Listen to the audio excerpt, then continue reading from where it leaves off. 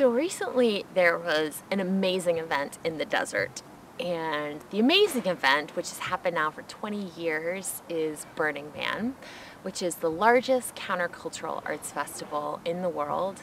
It falls under the mantra of radical self-expression. It's a community built out of nothing. It is literally a desert, only a desert, until a group this year of 50,000 people from all over the world. My camp personally had Israelis, Germans, folks from LA, Washington, D.C., Austin, New York, and San Francisco, until people converge in this desert and build art, a civilization, a gift economy without money, without branding, a place in which even the cars that are driven are not allowed to be driven unless they are morphed into pieces of art and become art cars. An amazing place. But a place that also people think of as a giant party, a place of ethical abandon, if that is what one chooses to do with one's time. And I think those allegations, the fact is anyone can do anything at Burning Man. But I have come to Burning Man now 3 times to put myself in an environment in which I'm surrounded with people that want to create anything and everything that sparks imagination and collaboration, which are 2 philosophies that I hold dear in all aspects of my life, not just during the 1 week of time that I'm at Burning Man. But a really amazing event happened this year, which was the first ever TED conference on the playa in the desert within the Burning Man community.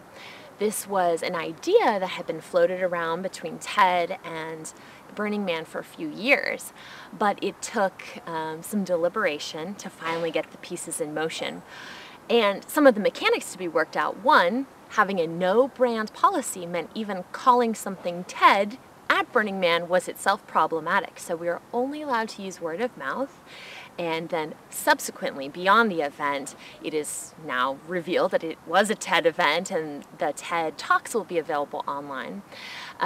It also meant that just the logistics, the audio-visual challenges of setting up a TED conference in a desert, obviously without power unless one brings in a generator, or a stage unless one builds it, needed to be dealt with. So there was an incredible team behind this. Folks that had been involved in TED Global, TED, TEDx around the world. I got to speak, and my conversation was about my organization, the Global Knowledge Initiative, and a new model for collaborative innovation problem solving to tackle global challenges. And I really spoke to some work we're doing in Rwanda right now as a case study. Other speakers, the activist, director, and documentarian who killed the electric car. He was there. Larry Harvey, the actual creator of Burning Man, gave a talk. There was a mathematician who talked about probability and insights into the mathematical dimensions of probability that can be infused into personal decision making. Shiva Ray, a yogi and anthropologist who's an advocate of the free-form dance movement, spoke to notions of dance being as innate to human beings as laughter and being as old as fire. Her conversation actually ended up with the entire 1,000-person audience at the TED conference dancing, which is, I think, indicative that your speech rocks if you actually get your entire audience to dance. There was an incredible person who's a longtime burner, someone who comes to Burning Man, who took the principles of designing a community of collaborators and imaginative people to inform perspectives in designing refugee camps. So how can you take this very positive, temporary, creative community as a blueprint for creating a positive experience in a refugee camp against the dire circumstances which result in needing a refugee camp in the first place? the conversations were amazing, and because it's Burning Man, it meant that between the TED Talks we had opera singers, we had bands, we had a poet who painted her entire body and did poetry and dance.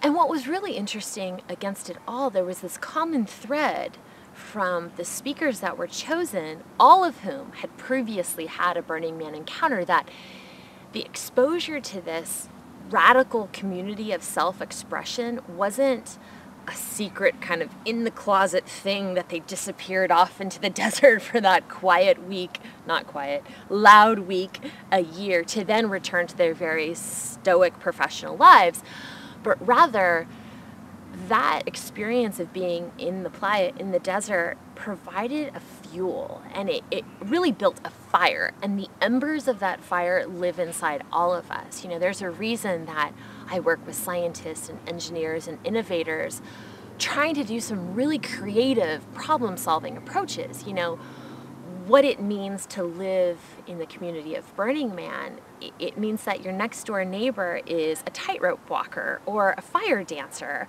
or an engineer at a toy shop in San Jose. You have such extraordinary people, and you are creating something together. And I think experiencing the richness of imagination and gratification that comes with taking what is possible to its furthest reaches in a really compressed amount of time. You know, what would it be like if instead of riding around in a car, I could ride around in a giant praying mantis that spit fire? Someone actually had that idea, and this year, indeed, there was a vehicle in the desert made of metal and flamethrowers that was a praying mantis. Somebody made that happen, and though perhaps not directly relevant to the issue of tackling an insect that is ravaging coffee cherries in Rwanda, seeing the barely conceivable made real in front of you through dedication to imagination and collaborative innovation, I think restores a sense of hope that one needs. We need the audacity of hope to get involved in tackling global challenges. So the symmetry for all of us at this TED conference, I think, was this need for kind of restoration of hope and confirmation that collaborative innovation and creativity does get us. It gets us out of the morass that we might feel we are in economically, socially, environmentally. And we need that hope restored to keep making the strides that we're trying to make. So in short, check out the TED Talks. They will be on the TED website probably by late November of 2011, and come to Burning Man and experience the magic for yourself.